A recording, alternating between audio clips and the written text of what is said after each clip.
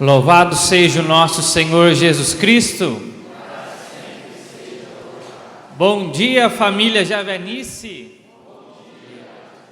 Este é o dia que o Senhor fez para nós, um dia com o qual o Senhor quer nos encher de zelo pela sua casa e, consequentemente, nos encher de zelo pelos serviços da casa. É um dia específico em que o Senhor reúne aqui na casa de oração, Monsenhor Mauro Tomazini, os ministérios, os serviços da nossa comunidade, ligados a estado de vida. Trata-se dos trabalhadores da casa do Senhor, que têm a missão de zelar pela evangelização ponta a ponta da nossa comunidade. Os que evangelizam as crianças, os adolescentes, os jovens, considerando também os jovens casais, os jovens universitários, os casais adultos e até os velhinhos que o Senhor nos envia. Nós temos essa missão, cuidar da evangelização ponta a ponta da comunidade javenice. E todo esse bando, todas essas pessoas que nós evangelizamos, tem um ponto em comum. Existe um lugar de encontro para todos esses que nós evangelizamos nas mais diferentes faixas etárias. O ponto em comum, o ponto de encontro dessa turma não é outro senão a família. Aliás, todos os nossos serviços, todos os nossos ministérios que têm uma relação com o estado de vida, fazem parte de um único grande ministério da comunidade, que é o ministério da família. Por isso, nesse primeiro momento da manhã, nós vamos refletir isso que nos é comum, a família. O tema deste ensino, o tema desta formação é Família, Projeto de Deus. Família, Projeto de Deus. E o título que eu quis dar para este ensino é Criados para a Família Divina. Criados para a Família Divina. Olha para o irmão que está do seu lado e diz isso para ele: você foi criado para a família divina.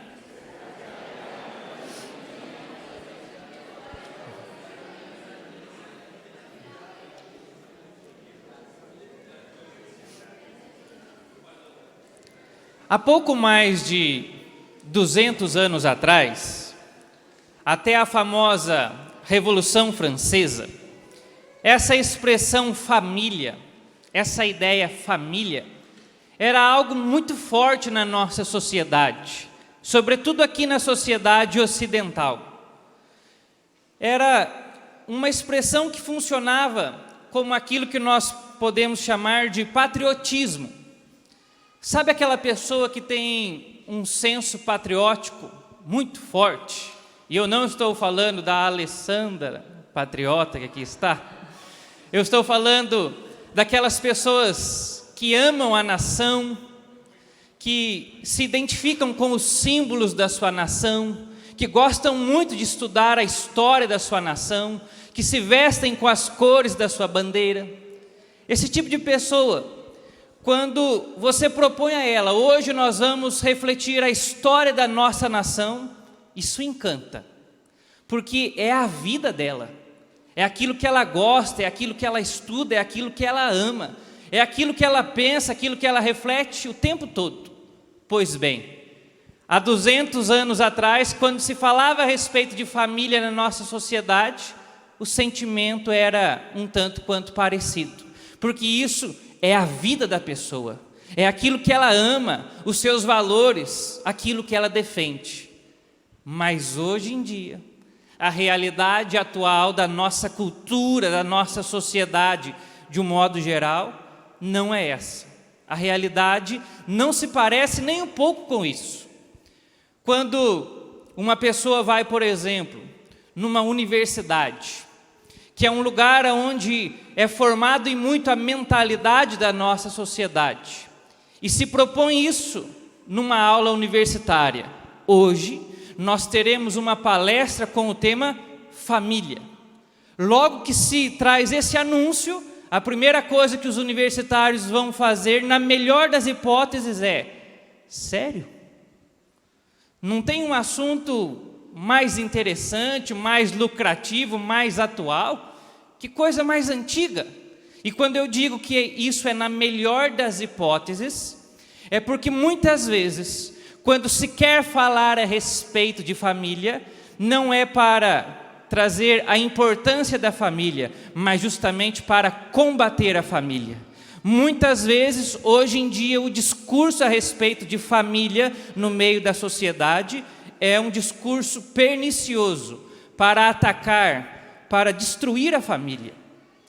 Eu não quero fazer aqui uma reflexão insinuando que nós estamos nos fins dos tempos, nada disso, um discurso alarmante. Mas essa é uma realidade.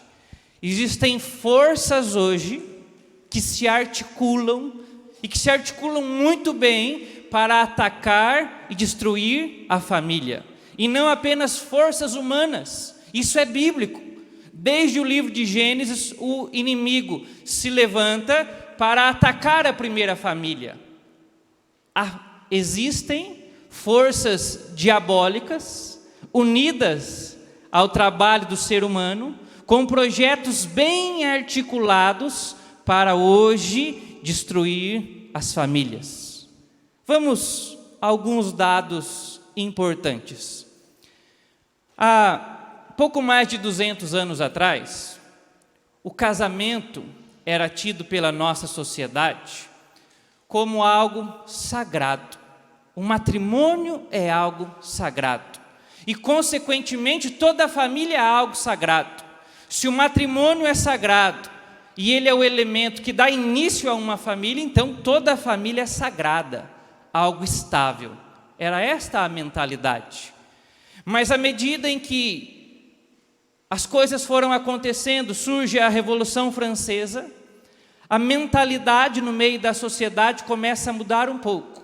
O pensamento que começa a se instalar na sociedade a respeito de casamento é que casamento não passa de um contrato. E um contrato jurídico, nós sabemos, ele sempre pode ser desfeito. Portanto, começa a surgir no meio da sociedade a ideia de que casamento e, consequentemente, família não é algo assim tão forte. É algo que pode acabar, é algo que se pode desfazer. Por isso, nós assistimos hoje de camarote uma imensidão de divórcios.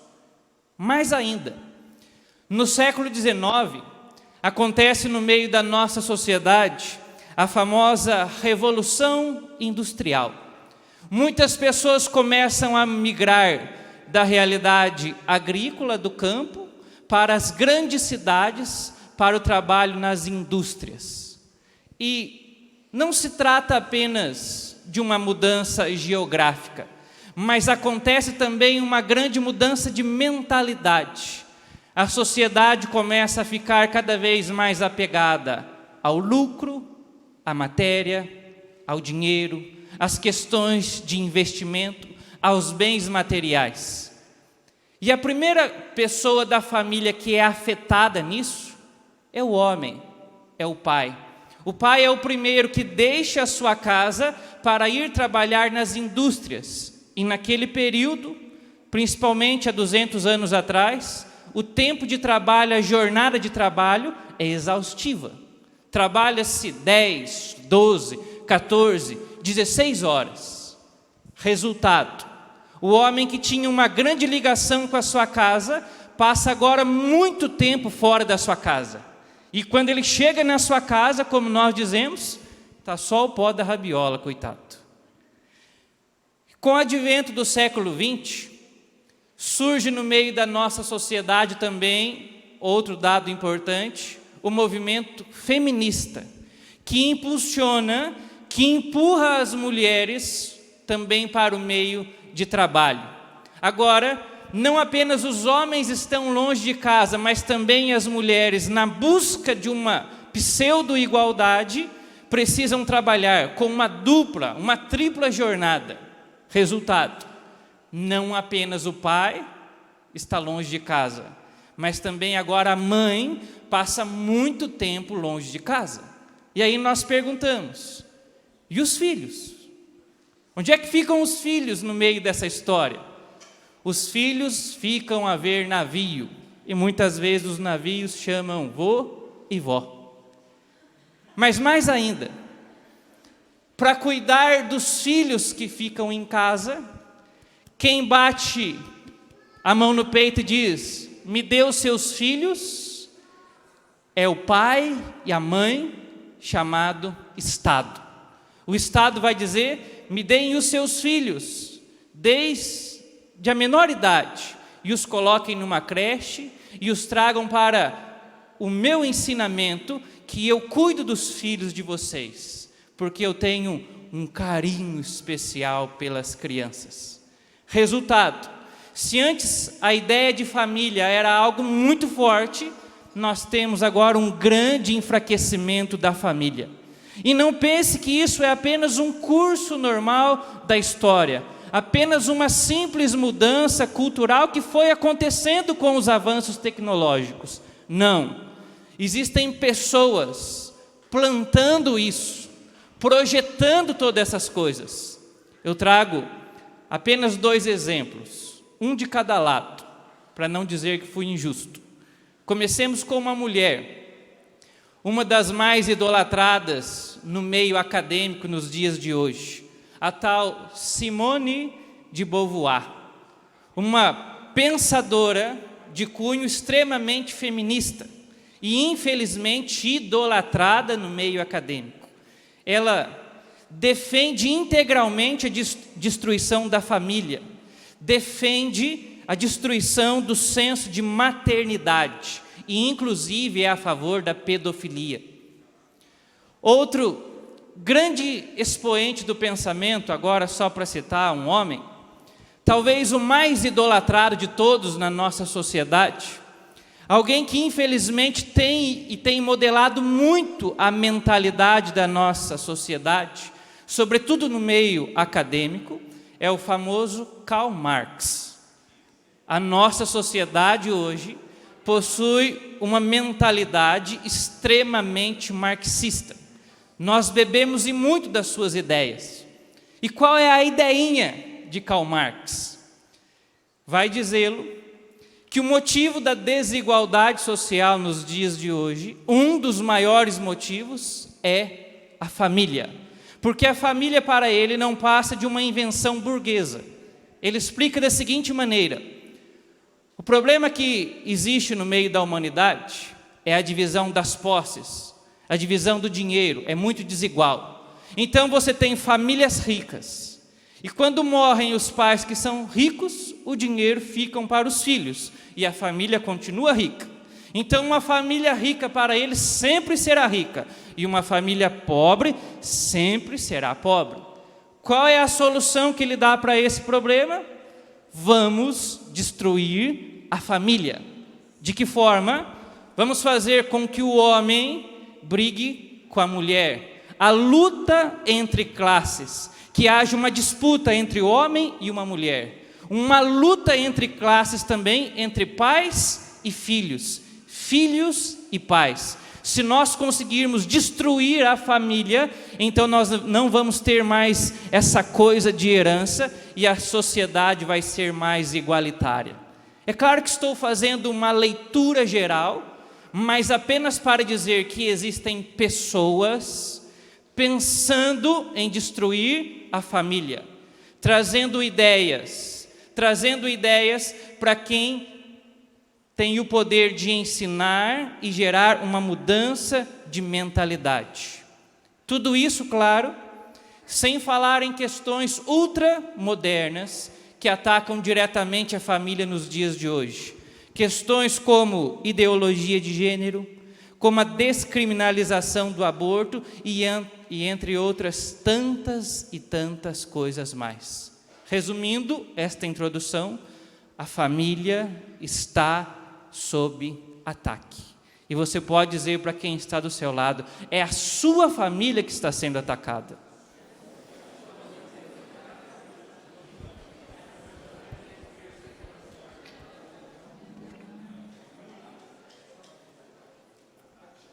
no meio de tanta mudança, no meio de tanto ataque, nós corremos o risco hoje de começar a pensar a respeito de família com uma ideia também reduzida de família, com uma ideia tacanha de família. Cuidado! Nós precisamos pensar em família, refletir família e viver família como de fato ela é. Nós precisamos urgentemente buscar a verdade a respeito da família. O principal ponto para vencer as dificuldades de hoje é buscar a verdade a respeito da família. É o que nós queremos fazer aqui agora. O que é uma família? Para sobreviver neste mundo, é fundamental que constantemente façamos essa pergunta: o que é uma família?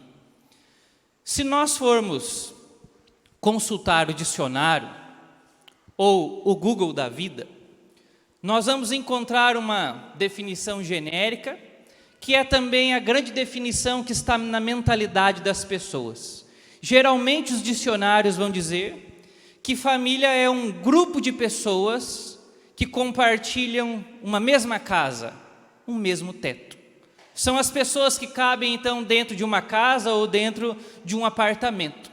Essa é a definição do dicionário e, na grande maioria das vezes, a mentalidade que as pessoas hoje têm a respeito de família.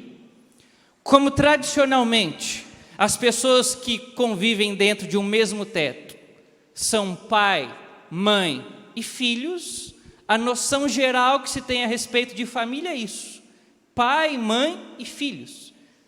Também é verdade que algumas vezes há necessidade de acrescer algumas pessoas. Um avô e uma avó que passam por dificuldade vêm para dentro do mesmo teto, ou outra pessoa da família. Mas note que no fundo, a grande ideia que se tem a respeito de família é isso: um agrupamento de pessoas, um núcleo de pessoas que compartilham o mesmo teto, a mesma casa. Outros pensadores preferem definir família de um modo um pouco mais estendido, com um pouco mais de generosidade. Algumas pessoas preferem definir família como a família estendida. Não apenas o pai, a mãe e os filhos, mas eles gostam de entender família também como os primos, tios, vô, vó, sobrinho, sogro, genro, nora, papagaio e por aí afora. Sabe aquele grupinho de WhatsApp que você tem? Que não tem apenas as pessoas que estão na sua casa, aquelas 5 ou 10 pessoas da sua casa, mas aquele grupo um pouco maior que tem lá 15, 20, 30, 50 pessoas e que o título do grupo é família, com o sobrenome tal? Muito bem, muitos autores modernos preferem definir família dessa forma, no sentido de família estendida. Por que eu estou falando isso? Porque quando eu e você pegamos a Sagrada Escritura e olhamos sobretudo para o Antigo Testamento, a ideia que mais se parece com o conceito de família no Antigo Testamento é essa ideia de família estendida. Não diz que é igual, mas a que mais se parece não é esse pequeno núcleo familiar, mas essa ideia de família estendida. Quando nós olhamos então para o Antigo Testamento, nós vamos perceber que a palavra de Deus nos fala a respeito do povo de Deus, o povo de Israel. E quem é o povo de Deus? Quem é o povo de Israel? Senão uma família extremamente estendida.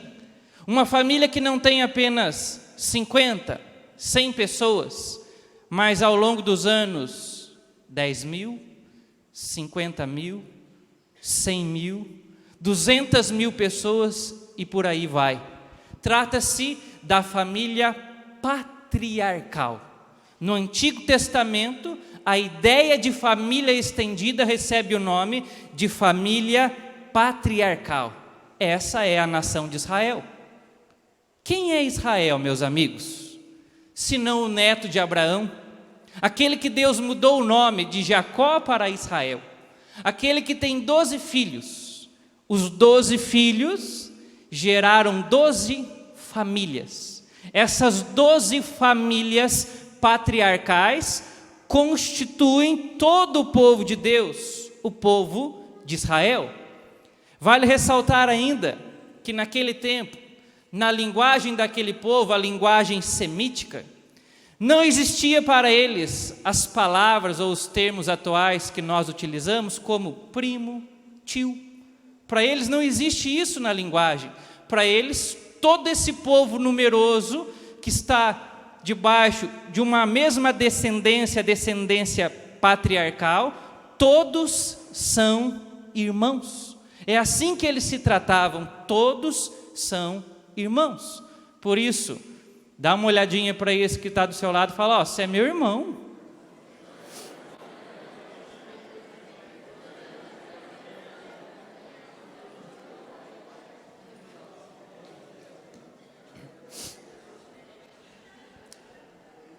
Outro fator importantíssimo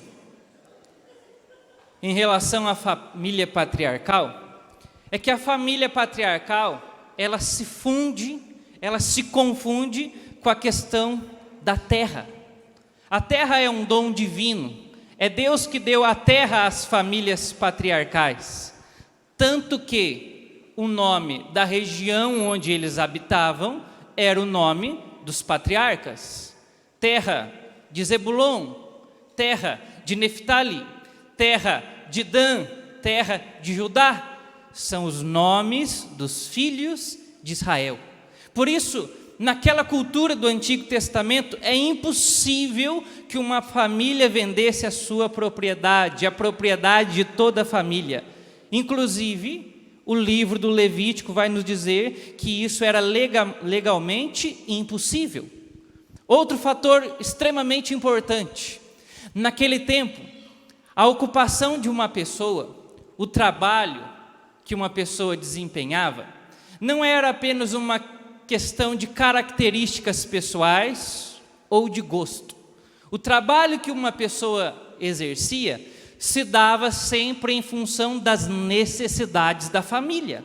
Eu vou fazer aquilo que a minha família precisa. E todo lucro, todo dinheiro, todo trabalho que eu realizo é em prol da minha família. Esse é um conceito importantíssimo que está presente naquele tempo. Outro fator que também se confunde com a família patriarcal é a questão da religião. Pertencer a uma família determinava a religião daquela pessoa. Isso se dá porque, em primeiro lugar, a família era, no fundo, uma comunidade religiosa. Tanto que o sacerdote naquele tempo era o pai da família. E quando o pai ficava velho, incapaz, ou quando o pai morria, o sacerdócio era transmitido para o filho mais velho, o filho primogênito. Então perceba que a família patriarcal é sempre uma comunidade religiosa. Quando uma pessoa tomava a decisão de viver longe da sua terra, o que ela estava fazendo era, no fundo, um absurdo. Sair da sua terra, ir morar longe da sua terra, significava, no fundo, um rompimento com a sua família, com a sua casa, com a sua família patriarcal e também com o seu Deus, com toda a sua cultura. É isso que significava quando alguém saía da sua família. Eu estou trazendo esses pequenos detalhes, simples, humildes. A ideia nossa não é gastar o dia inteiro nisso, mas esses pequenos detalhes nos ajudam a ler bem a Sagrada Escritura. Se nós trouxermos uma ideia moderna de família para ler sobretudo o Antigo Testamento e depois o Novo, com certeza nós teremos dificuldade de compreender aquilo que Deus está nos revelando. Nós não podemos trazer a mentalidade moderna de família para fazer a leitura daquilo que Deus nos revela. Diante disso, eu preciso afirmar que toda essa ideia de família que está presente no meio do povo de Deus, a família patriarcal, uma família que durou por mais de 2000 anos antes de Cristo, essa família, essa ideia de família, sofreu, vamos dizer assim, um extraordinário upgrade, uma extraordinária melhoria. E eu não posso dizer que é apenas um acréscimo. Nós estamos falando de uma elevação infinita. Porque pense comigo, por melhor que fosse uma família patriarcal, bem organizada, bem ajustada, nem mesmo a melhor das famílias patriarcais é capaz de realizar o ser humano por completo.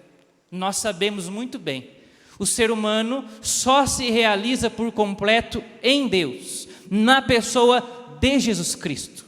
Assim, esse upgrade, assim, essa elevação infinita acontece quando o Verbo se fez carne, se faz carne e habita no nosso meio. Quando Deus se fez homem e tocou essa terra, Ele se fez homem e tocou a humanidade para elevar a humanidade ao seu nível de vida. Ou seja, quando Jesus toca a humanidade, Ele também quer elevar a família a um nível infinito. É isso que Jesus Cristo veio realizar quando pisou nessa terra. Não por acaso, os evangelistas Mateus e Lucas, quando começam a narrar quem é Jesus, fazem a questão de apresentar a bendita da genealogia de Jesus, que quando a gente começa a ler na Bíblia, a gente já quer pular logo aquele monte de nome. O que é a genealogia de Jesus? Senão a narrativa dos seus antepassados, dos seus pais, da sua grande família patriarcal? Como é que Mateus faz isso? Mateus, ele narra Jesus na sua ligação até o seu descendente, que é Abraão. Mateus faz isso para nos revelar que quando o Verbo se fez carne, Ele quis assumir para si a família patriarcal de Abraão. Jesus faz parte da família de Abraão. Jesus quer elevar num nível infinito a família de Abraão. Só que Lucas, numa outra perspectiva, ele escreve isso de um modo ainda mais elevado. Dá uma olhadinha comigo aí no capítulo 3 de Lucas. Capítulo 3, não precisamos ler toda a genealogia, vai para o último versículo aí, o versículo 37.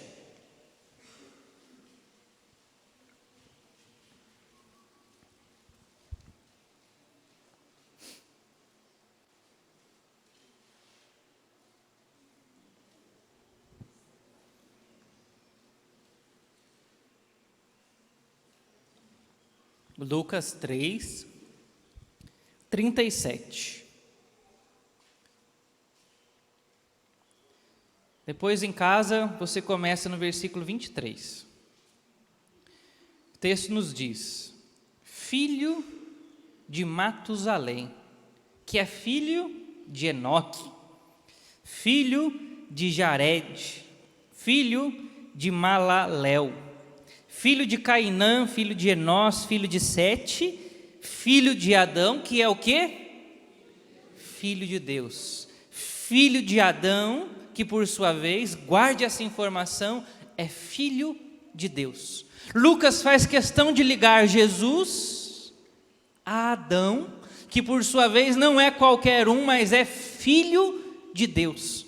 São Lucas está nos revelando que quando o Verbo se faz carne, o Verbo veio assumir para si a grande família que é a humanidade, para elevar essa grande família a um nível infinito, ao nível da família de Deus. E digo mais, como é que Jesus veio ao mundo? Jesus veio ao mundo numa carruagem de fogo? Foi a cegonha que trouxe Jesus? Foi num disco voador? Não. O Verbo se fez carne no ventre de uma mãe, de uma mulher, Nossa Senhora, aquela que se casou com São José. Ou seja, Jesus assumiu para si um núcleo familiar. E aqui nós podemos abrir um parênteses e trazer para o nosso diálogo o grande ensinamento de São Gregório. São Gregório vai dizer que aquilo que Jesus não assumiu, ele não redimiu, ele não salvou. Mas o contrário também é verdadeiro. Aquilo que ele assume, ele salva, ele redime. A primeira coisa que Jesus assume para si é a natureza humana ligada a uma família. A primeira coisa que Jesus veio salvar, que Jesus veio elevar, é justamente a instituição familiar.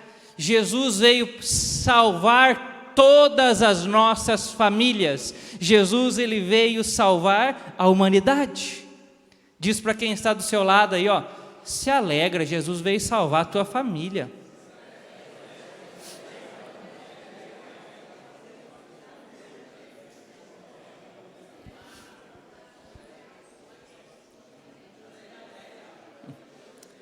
Durante os discursos de Jesus, durante a sua pregação, onde ele revela a nós quem é Deus e qual é o projeto de Deus para o ser humano, as principais expressões que Jesus utilizava são expressões predominantemente familiares.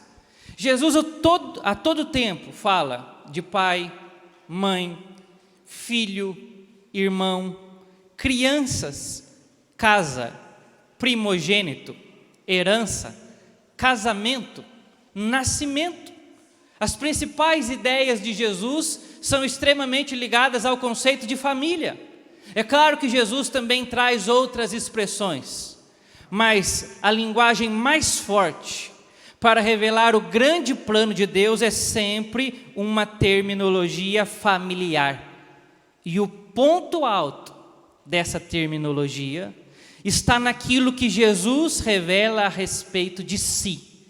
Estando entre nós, Jesus Cristo se revelou como o Filho amado de Deus. Jesus é o Filho do Deus Pai. Jesus é um Filho com um F maiúsculo. E Jesus não diz isso como uma metáfora. Isso é literal. Jesus é literalmente, realmente o Filho de Deus.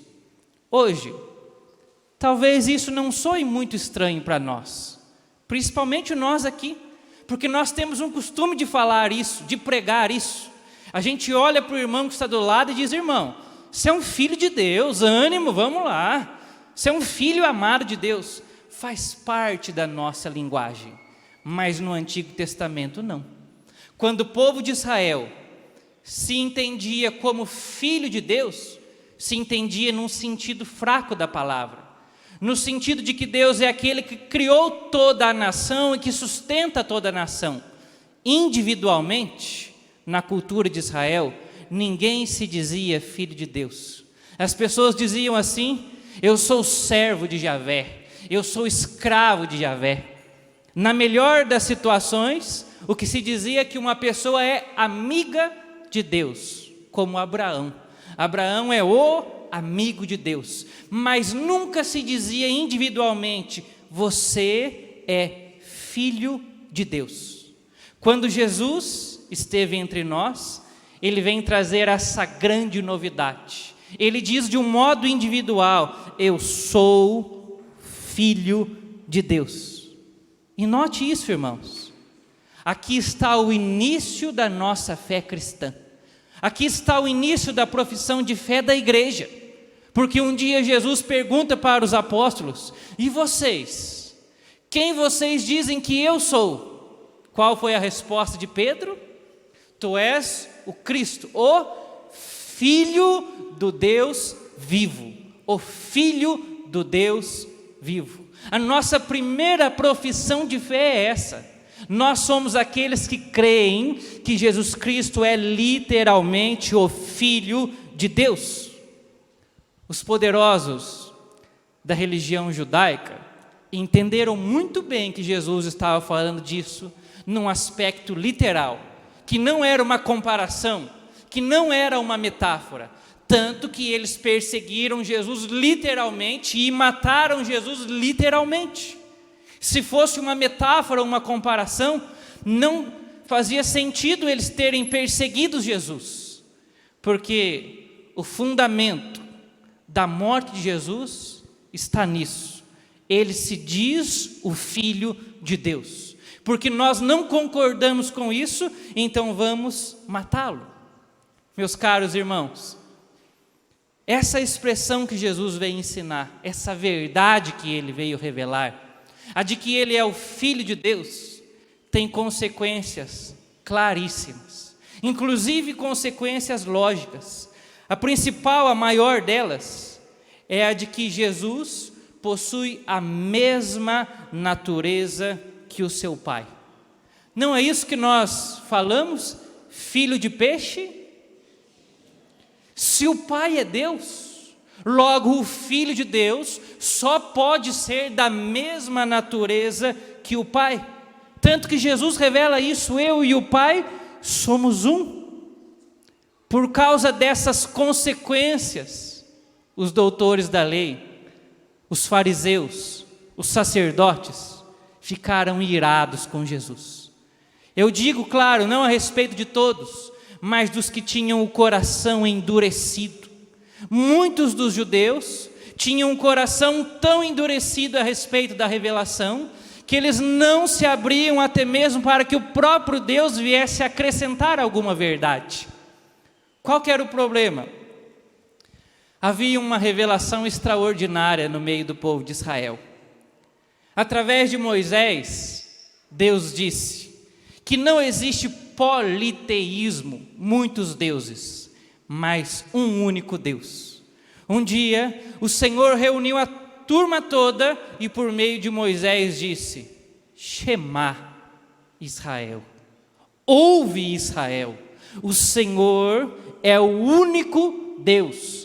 Portanto, não existe politeísmo, muitos deuses, mas um único Deus.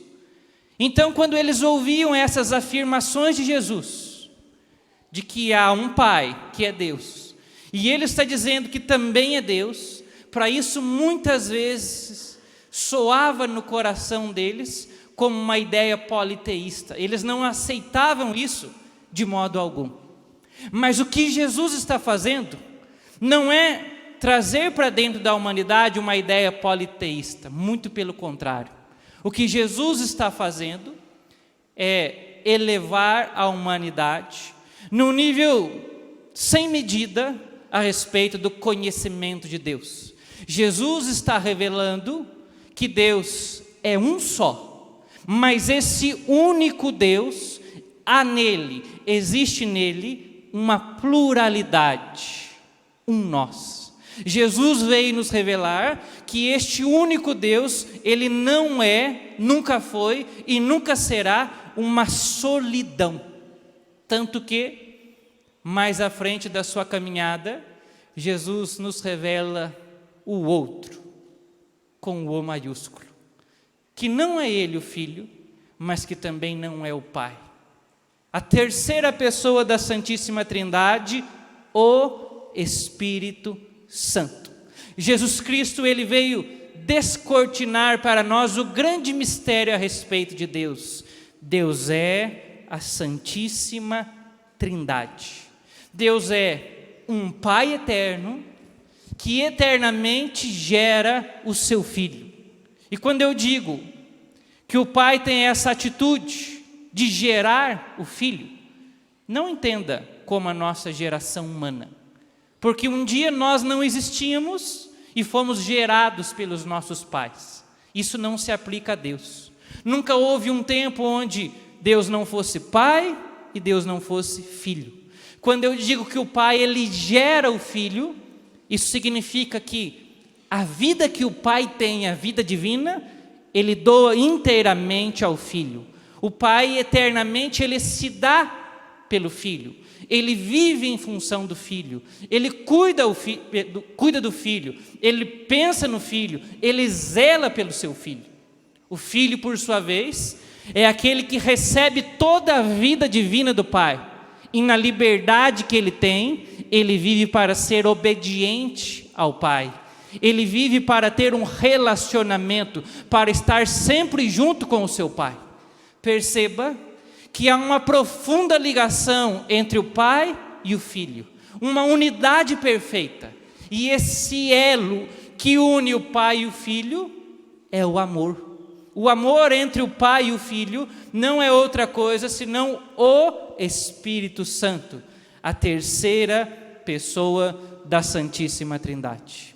Comunidade, essas duas revelações, a de que Jesus é o próprio Filho de Deus e a revelação a respeito da Santíssima Trindade, constitui para nós o núcleo central de toda a nossa fé. E note que para entender essas ideias centrais de toda a nossa fé, a linguagem utilizada por Cristo Jesus para nos revelar o grande mistério de Deus é a linguagem familiar. Aqui está, portanto, o grande segredo que Jesus Cristo veio revelar para nós. Deus é uma família. Deus é uma família plenamente unida, perfeitamente unida, uma família cuja sua essência é amor. E aqui eu quero ser bem claro. Entenda muito bem o que eu estou dizendo. Eu não disse que Deus ele é como uma família, que Deus é semelhante a uma família, não é isso. Deus é uma família. As famílias humanas que andam por este mundo é que devem se assemelhar a Deus, porque Deus é uma família. É claro que isso não é coisa da minha cabeça. Essa é a verdade revelada. Os santos vão escancarar isso para nós. E aqui eu recorro ao grande São João Paulo II, que tanto defendeu a família. São João Paulo II escreve em Puebla as seguintes palavras: o nosso Deus, no seu mistério mais íntimo, não é solidão, mas uma família, dado que tem em si mesmo paternidade, filiação e a essência da família, que é o amor. Este amor na família é o Espírito Santo. São João Paulo II está nos dizendo então que Deus ele é três pessoas divinas, três pessoas distintas. O Pai não é o Filho, o Filho não é o Pai, e nem o Espírito Santo é o Pai ou o Filho, mas essas três pessoas divinas vivem uma perfeita comunhão de amor. Isso é família com F maiúsculo. Isso é família com F maiúsculo. Diz para o irmão que está do seu lado: Deus é família. Para concluir o nosso ensino, o pessoal lá do fundo vai estar fazendo a seguinte pergunta: e o que isso tem a ver com a minha vida? O que isso tem a ver comigo hoje, aqui e agora? Jesus também nos revelou o que isto tem a ver com a vida do ser humano. Quando Jesus esteve entre nós, Ele nos ensinou a rezar de uma forma muito ousada. Ele nos ensinou a chamar Deus de Pai Nosso. Pai Nosso. E isso também não é uma metáfora. Não é uma metáfora, porque quando o Espírito Santo é derramado sobre nós, o dia em que nós fomos batizados no Espírito Santo pela primeira vez, O Espírito Santo realizou um milagre em nós. Nós deixamos de ser filhos no sentido fraco da palavra, apenas no sentido de criaturas, e nos tornamos filhos no sentido forte da palavra. Quando nós somos batizados, acontece o seguinte milagre: o Espírito Santo nos une à pessoa de Jesus Cristo. Nós nos tornamos membros do corpo de Jesus Cristo. Em Cristo nós somos adotados para a família do Pai. Em Cristo nós somos literalmente filhos adotivos de Deus. Olha como é que São João faz questão de dizer, primeira carta de João, capítulo 3, versículo 1: vede que grande amor nos tem concedido o Pai, a ponto de sermos chamados de filhos de Deus. E, de fato, não é uma comparação, não é uma metáfora, de fato, diz ele, somos filhos de Deus. Essa é a grande novidade que Jesus veio trazer ao mundo. Ele é o Filho de Deus. Deus é a Santíssima Trindade, uma família, e o ser humano foi criado por Deus para participar da família divina. Uma vez que nós entendemos isso, então é preciso agora olhar para o Antigo Testamento, olhar para tudo aquilo que Deus foi realizando no meio do povo, no meio daquele povo que tem um núcleo familiar e que vive como uma família patriarcal, a família estendida. É preciso olhar para tudo isso e entender que apenas a família patriarcal não suporta mais o projeto de Deus. É preciso avançar. É preciso crescer a um nível infinito. E Jesus quis revelar esse crescimento infinito quando ele veio a esta terra. Com 12 anos de idade, como um adolescentezinho, Jesus já tinha plena consciência que esse é o projeto de Deus que deveria ser revelado à humanidade. Vocês lembram que com 12 anos de idade, Maria e José perderam Jesus? Como é que deu isso? Como é que foi?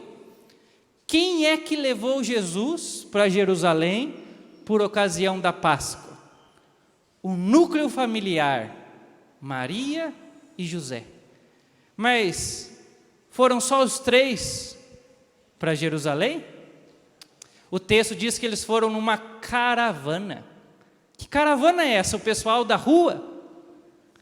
A grande família estendida, a família patriarcal a qual pertenciam Maria e José. Todo o povo de Israel, 3 vezes por ano, subia para Jerusalém. A família subiu.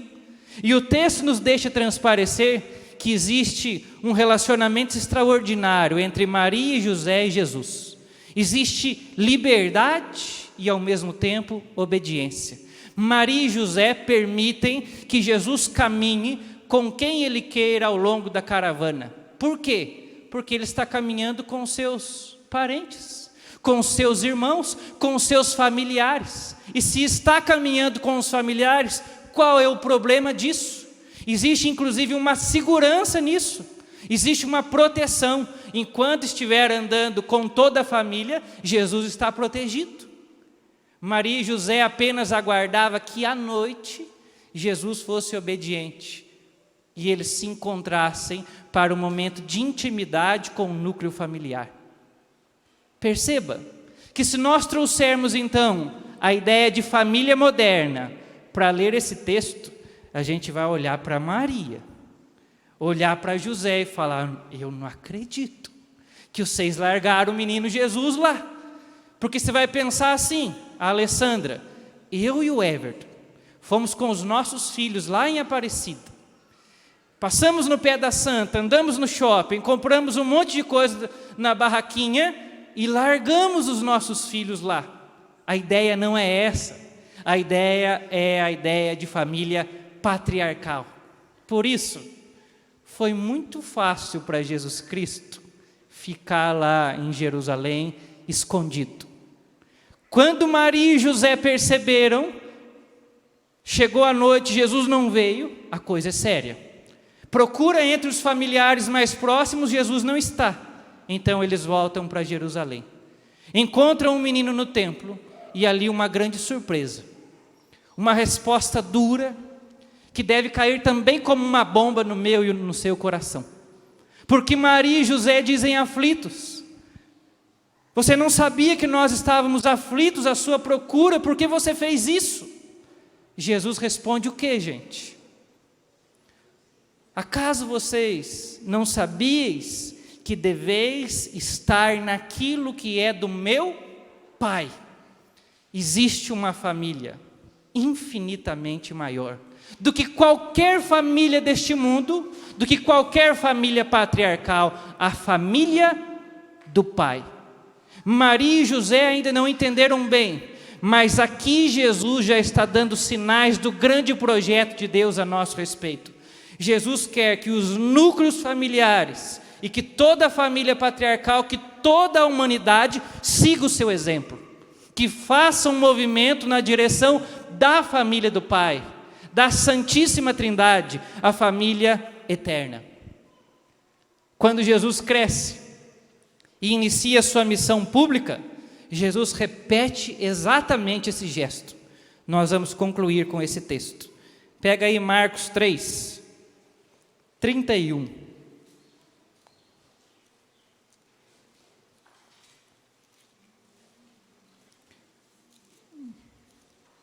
Marcos, capítulo 3, versículo 31.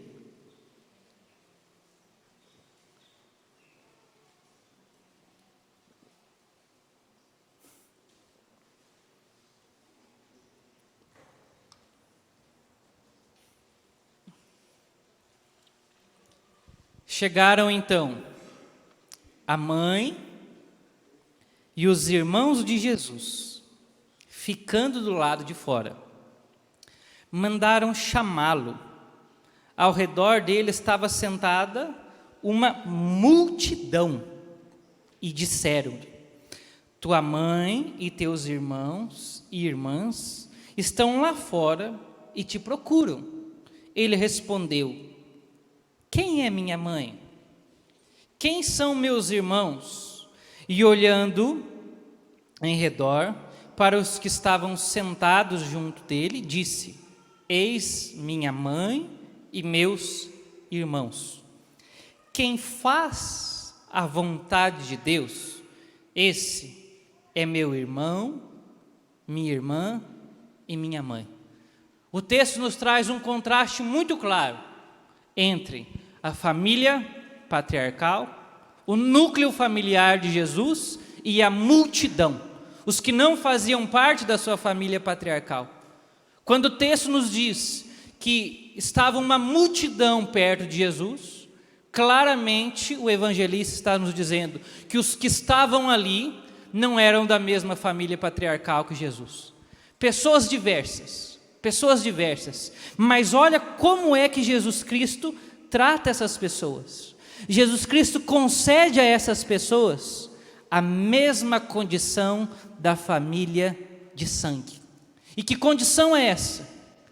Os que são da minha família, ensina Jesus, são os que fazem a vontade de Deus. São Paulo, na carta aos Tessalonicenses, revela o significado disso. Qual é a vontade de Deus? A nossa santificação. Os que trilham o caminho da santidade, os que vivem uma vida no Espírito, essa é a vida dos santos, são os que pertencem à família de Jesus Cristo. Nós sabemos, claro, que Jesus não estava desprezando Nossa Senhora e os seus parentes mais próximos, até porque Nossa Senhora é Panagia, toda santa, a que mais bem fez a vontade de Deus, literalmente, neste mundo a mais próxima dele, mas também aquela que em toda a eternidade é a mais próxima de Jesus. Por isso, entenda, irmãos, a obra salvífica que Jesus Cristo veio revelar a nós é esta: Ele veio retirar cada ser humano, independentemente do lugar onde vive, da sua etnia, veio salvar o ser humano do distanciamento de Deus gerado pelo pecado. E uma vez em que Ele nos tira do distanciamento de Deus, que é o pecado, Ele então nos insere na família divina, que é a Santíssima Trindade. Você vai falar para o irmão que está do seu lado: irmão, Deus quer te unir à família dele.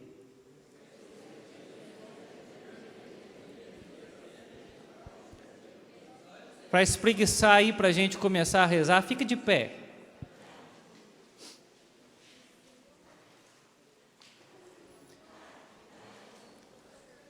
Tudo isso que Jesus Cristo nos veio revelar não é um projeto que Deus nunca havia pensado a nosso respeito. Este é exatamente o projeto original de Deus, que Jesus veio resgatar, que Jesus Cristo veio reconfigurar, projeto que foi desconfigurado com o pecado. Por que eu digo que esse é o projeto original? Porque no livro de Gênesis, o Senhor revela que Ele olhou para si para nos fazer. Se Deus, a Santíssima Trindade, é uma família, e Ele olhou para si para nos fazer e disse: façamos o homem segundo a nossa imagem e semelhança. Então quer dizer que nós fomos criados inteiramente atrelados à ideia de família. Inteiramente atrelados à ideia de família. A ideia de uma família com um núcleo familiar, mas também a ideia de uma grande família estendida, que é a humanidade. O projeto de família começa num núcleo familiar sempre, mas ela deve sempre crescer e se extravasar para a família estendida, que deve atingir a própria família de Deus. Isso é simples. Se Deus é família, e família é uma comunhão de pessoas que se amam, então Deus criou o ser humano para viver aqui neste mundo um profundo relacionamento de amor com o seu núcleo familiar, mas também com toda a humanidade, e toda a humanidade inserida na Santíssima Trindade. Isso é belíssimo, irmãos. É esse o projeto que Deus já tinha para com Adão e Eva. Não por acaso, homem e mulher os criou. Dois distintos, mas de uma mesma natureza, a natureza humana. Assim são o Pai eterno e o Filho eterno. Dois distintos, mas com uma mesma natureza. O homem é diferente sim da mulher, e daqui a pouco o Marcão vai falar melhor disso. O homem, ele tem mais força física do que a mulher, mas a mulher é mais sensível. O DNA dos dois é diferente. Os cromossomos são diferentes. O lado psicológico de cada um é diferente. Os psicólogos de plantão podem atestar isso. Somos diferentes. O físico é diferente, mas os dois são complementares, porque esse é o projeto de Deus. Dois diferentes, de uma mesma natureza, que se unem em amor. Por isso Adão e Eva, quando se encontraram, se uniram em amor num matrimônio, num casamento. O homem deixará pai e mãe, a sua casa, e se unirá à sua mulher, e os dois serão uma só carne. Isso é casamento, isso é matrimônio. Com a bênção de Deus, com a graça de Deus, que é o Espírito Santo, os dois devem viver unidos e gerar uma família extensa, enorme, que é a humanidade. Mas toda essa família extensa não foi criada para viver longe de Deus, isolada. a família de Adão e Eva num cantinho. Não é esse o projeto. É uma família que se ama com o amor de Deus, mas ao mesmo tempo uma família aberta à grande família de Deus, que é a Santíssima Trindade. Lembra o que Lucas disse? Adão é quem mesmo? Filho de Deus. Filho de Deus. Então, quando Deus criou Adão e Eva, Ele não olhava para os dois apenas como criatura, Ele já os tinha como filhos. Esse é o projeto de Deus para nós. Núcleos familiares santos, relacionamento de amor a partir do amor de Deus, mas núcleos familiares abertos à grande família que é a humanidade, que deve viver também uma vida santa, um relacionamento de amor com Deus, e núcleos familiares e toda a humanidade inseridos na família divina que é a Santíssima Trindade. Irmãos, é isso o que o inimigo está atacando, não é outra coisa. O inimigo quer destruir os núcleos familiares santos, gerando divisão entre o esposo e a esposa, entre os pais e os filhos. E a nossa comunidade está sendo extremamente atacada nessa área. Não são só as ideologias, mas diabo é o divisor. O seu projeto é dividir o núcleo familiar, separar a família, de tal forma que o núcleo familiar não seja mais um espelho de Deus, não mais a imagem de Deus, mas ele também está atacando a grande família de Jesus, os que fazem a vontade do Pai, a igreja, a comunidade. Esses são os que fazem a vontade de Deus. Ele gera divisão entre os irmãos. Esse é o projeto de ataque que está em vigor. E qual é a nossa resposta? Pregar o Evangelho. Quando nós pregamos o Evangelho, acontece uma mudança de mentalidade. Nós saímos da mentalidade da divisão, do egoísmo, para entrar na mentalidade do amor. O que o mundo precisa é de pregação do Evangelho.